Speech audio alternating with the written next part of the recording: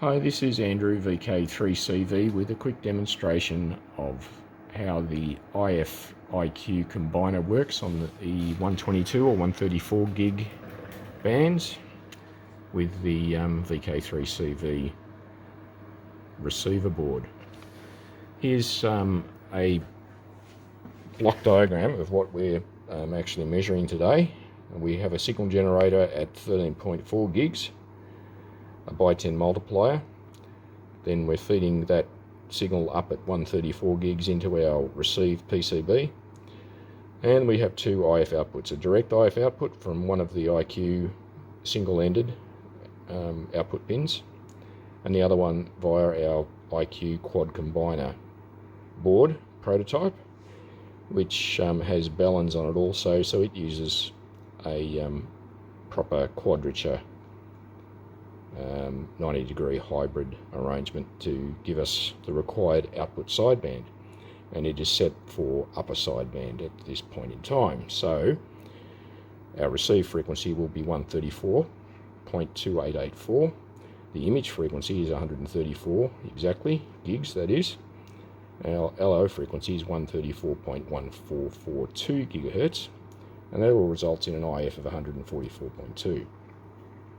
So at the moment, what we've got generating is our wanted signal frequency.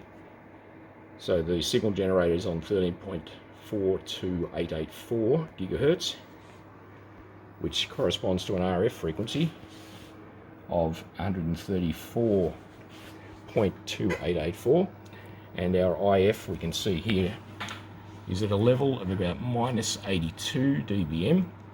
At the moment, we're coming out of the old IF output, so when we change our frequency to the image frequency, which we'll do now, 13.4 gigs is our new IF signal at around about the same level, minus 80 dBm, which was pretty much where it was in the first place on the other side. So there is no image rejection. Now if we change the IF output to the IF quad combiner,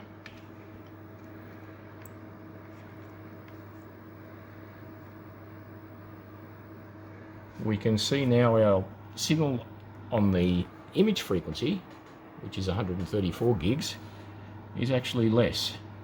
We're down now around about minus 90 dBm. If we go back to the wanted frequency of 134.2884, there is our IF frequency, and we're at minus 70 dBm. So we've got 10 dB of improvement over the direct IF output, and the image rejection now is something approaching 20 dB, the difference between minus 70 dBm and almost minus 90 dBm. So that shows that the image rejection is achieved with the IF Quadrature Combiner hybrid board, and that implies also, it's difficult to measure directly, but it implies a 3 dB improvement in sensitivity. We can't measure that very easily because we don't have a calibrated signal at the actual RF port, and because we're multiplying by 10, it's pretty much impossible to guarantee what the level will be at the input of the receiver. All we can do is imply a level from the results that we've achieved.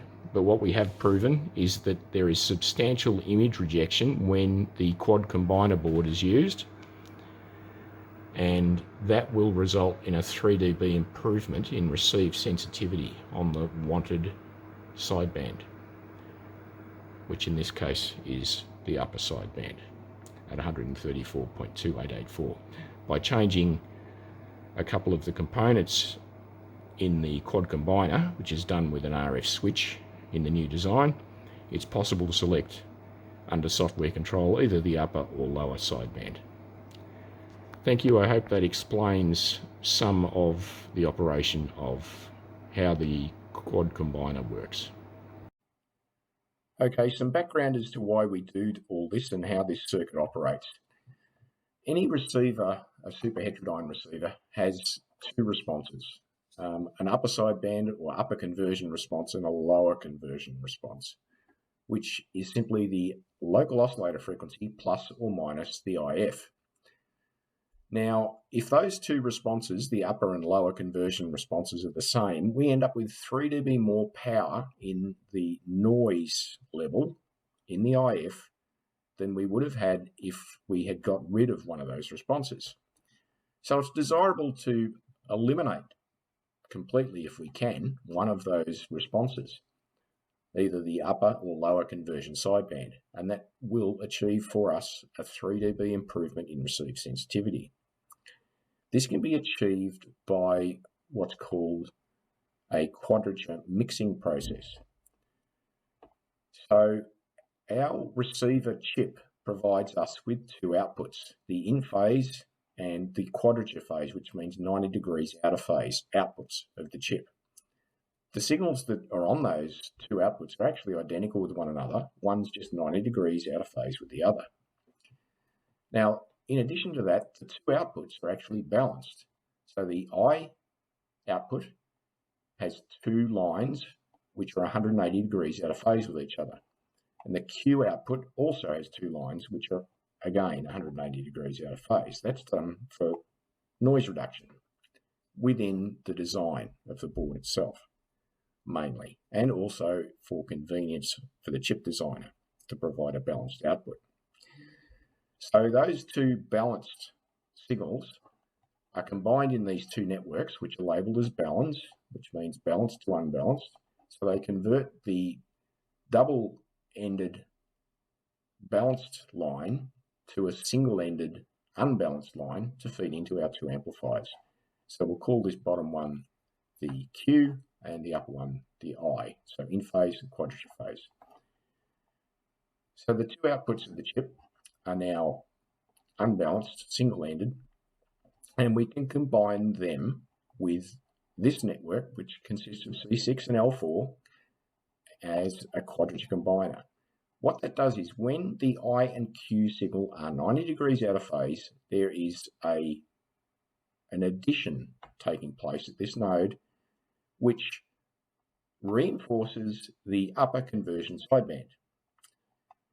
If the signals are not 90 degrees out of phase, we get a subtraction taking place, and we don't reinforce the lower conversion sideband, or it is destructively cancelled, is another way of considering it. So we get an addition at this node of the wanted upper conversion, and we get a subtraction of the unwanted lower conversion. So at this node, we have an improvement in our image rejection, which is the difference between the upper and lower conversion sidebands. That signal is then fed through an attenuator to bring our level down a bit, because we've got heaps of gain here in these IF amplifiers, through a filter and out to our IF receiver. So that whole process gives the receiver some image rejection, which gives us 3 dB of improvement in our receive sensitivity by having, as we measured earlier, around about 20 dB of image rejection.